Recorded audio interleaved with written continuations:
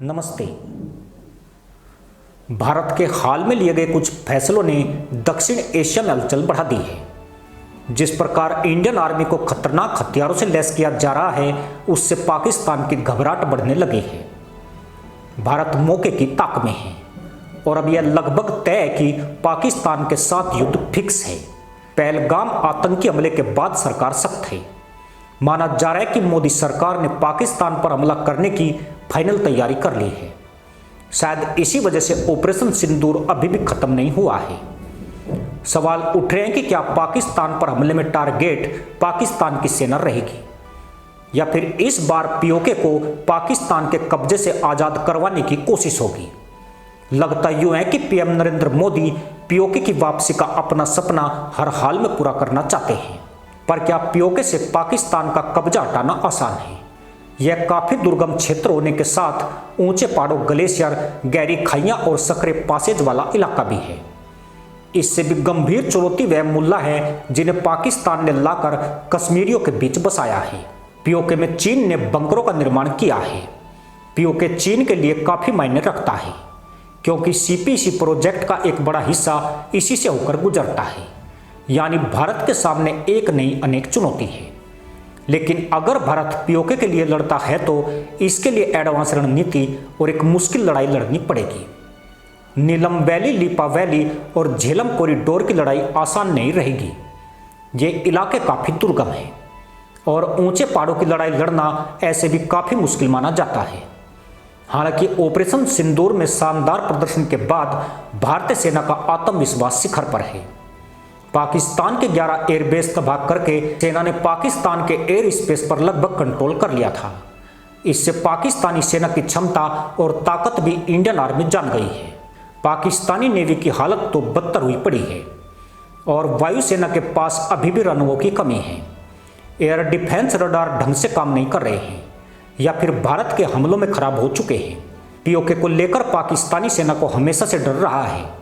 डर यही कि भारत इसे उसके कब्जे से आज़ाद करवाने की जरूर कोशिश करेगा। लिहाजा पाकिस्तानी सेना ने एलओसी के पास बंकर, तोपखाना पोजीशन, सरंग टू मल्टीपल रॉकेट लॉन्चर और कमान हेडक्वार्टर तैनात कर रखे हैं।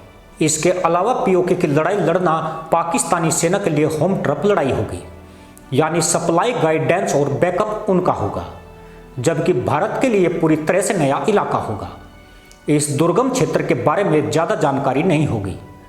वहीं चीन के इंजीनियर, पीएलए से जुड़े निर्माण संगठन और सीपीईसी सुरक्षा में पीएलए से संबंधित दस्ते पहले से पीओके में सक्रिय रहे हैं।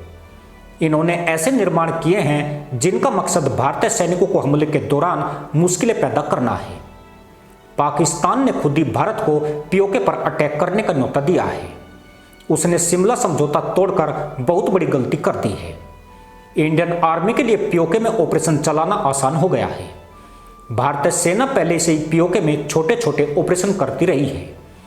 पीओके की जानकारी सेना और इंटेलिजेंस को है। शिमला समझौता टूटने के बाद एलओसी की मान्यता खतरे में पड़ गई है। ऐसे में अगर भारतीय सेना पीओके में दाखिल होती है तो उसे अंतर्राष्ट्रीय चुनौतियों का सामना नहीं करना पड़ेगा। सीपीईसी यानी चीन पाकिस्तान आर्थिक गलियारे का प्रमुख हिस्सा गिलगिट बाल्टिस्तान से होकर गुजरता है। अगर भारत यहां कोई भी सीधी कार्रवाई करता है तो चीन इसे स्ट्रेटेजिक खतरे के रूप में देख सकता है। इस दौरान चीन भारत को रोकने की कोशिश कर सकता है। युद्ध की स्थिति में चीन आर्टिलरी इंटेलिजेंस, ड्रोन और सैटेलाइट डेटा पाकिस्तान को दे सकता है। इसके अलावा चीन पाकिस्तान के साथ मिलकर कश्मीर अंडर अटैक जैसे नैरेटिव फैला सकता है। ऐसे में सवाल उठते हैं कि पीओके को पाकिस्तान के कब्जे से मुक्त कराने के लिए भारत की संभावित स्ट्रेटजी क्या होनी चाहिए। पीओके में भी भारतीय सेना सर्विलांस करती है। इस इलाके की भी भारतीय सेना को काफी जानकारी है, लेकिन भारत सरकार क्या करने वाली है यह टॉप सीक्रेट है। इसकी जानकारी चंद लोगों को ही होगी। पीओके की लड़ाई जीतने के लिए भारत के स्पेशल फोर्स को एयरफोर्स के साथ मिलकर जबरदस्त ऑपरेशन चलाना होगा और सलामी स्लाइसिंग को अपनाया जा सकता है, यानी थोड़े थोड़े क्षेत्र पर कब्जा करते हुए आगे बढ़ना। भारत सीमित ऑपरेशन चलाते हुए आगे बढ़े। वहीं भारत को एलओसी पर दूसरे मोर्चे खोलने होंगे, खासकर लिपा वैली और चितवाल जैसी जगहों पर। वहीं भारत को आक्रामक इलेक्ट्रॉनिक वारफेयर और सैटेलाइट सर्विलांस के साथ चीन और पाकिस्तान के ज्वाइंट कम्युनिकेशन और लॉजिस्टिक को तहस नहस करना होगा। भारत को पीओके के मुल्लाओं के विद्रोह को भी रोकना होगा और इसके लिए पीओके के लोगों को कश्मीर के विकास की बात बतानी होगी। वहीं पीओके में मजबूत खुफिया सहयोग को बढ़ाना है, जबकि भारत को पीओके के लोगों में पाकिस्तान के खिलाफ जो असंतोष है उसे और तेज करने की आवश्यकता है। पीओके को वापस लेने के दौरान टू फ्रंट वार की पूरी संभावना है। पीओके में चीन ने भारी भरकम 65 अरब डॉलर का निवेश कर रखा है। चीन के सैनिक भारी संख्या में वहां मजदूर बनकर रहते हैं। इस इलाके में चीन ने हथियारों की तैनाती कर रखी है और यह सब भारत के हमले के खतरे को देखते हुए की गई है।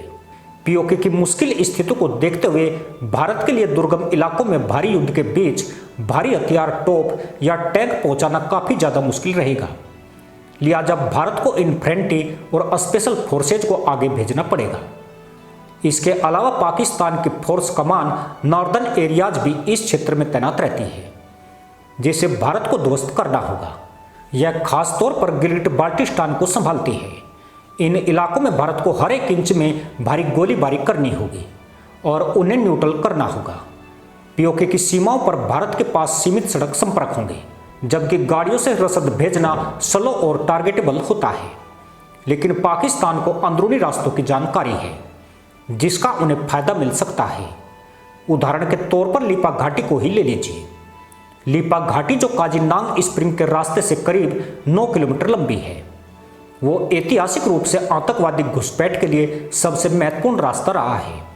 यह क्षेत्र टुटमारी गली से होकर बागस घाटी और फिर चौकीवाल और श्रीनगर तक जाता है, जो इसे सैन्य दृष्टिकोण के लिहाज से अत्यंत महत्वपूर्ण बनाता है। 1971 के युद्ध में भारत ने यहाँ कुछ क्षेत्रों पर नियंत्रण प्राप्त किया था, जिससे पाकिस्तान की सैन्य स्थिति कमजोर हुई थी। हाल के दिनों में भारत और पाकिस्तानी सेनाओं के बीच लीपा घाटी में भारी गोलाबारी होने की रिपोर्ट है। भारतीय सेना ने आतंकवादी लॉन्च पैड्स को निशाना बनाया है।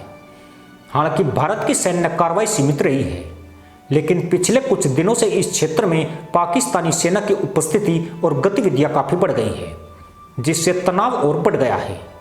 तंगधार से लीपा तक का क्षेत्र 1971 के युद्ध में सिर्फ एक फुटनोट था, जिसमें दोनों पक्ष सिर्फ ऊंची भूमि पर कब्जा करना चाहते थे।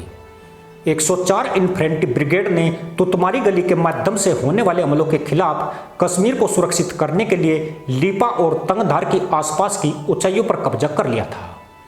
कब्जे में लिए गए प्रमुख ठिकानों में घाटी की ओर देखने वाला नौकोट भी शामिल था।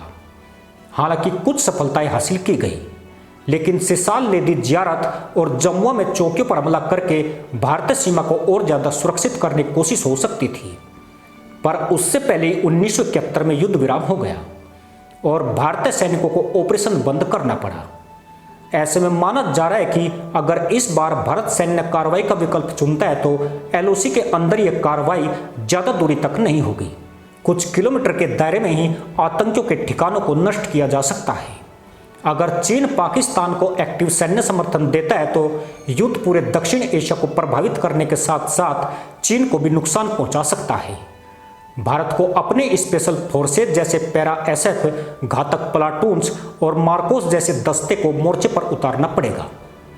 वहीं इंडियन एयरफोर्स को मिराज 2000, SU-30 MKI और राफेल जैसे फाइटर जेट के साथ तेजी से आक्रमण करना पड़ेगा। लेकिन फिलहाल मकसद पीओके पर नहीं, पाकिस्तानी सेना को टारगेट करने को होना चाहिए। अगर पाकिस्तानी आर्मी एक बार पंगु हो गई तो फिर पीओके तो क्या, पूरा मदरसा मुल्क ही भारत के कंट्रोल में होगा। इसी के साथ अनुमति दोस्तों, जय हिंद, वंदे मातरम।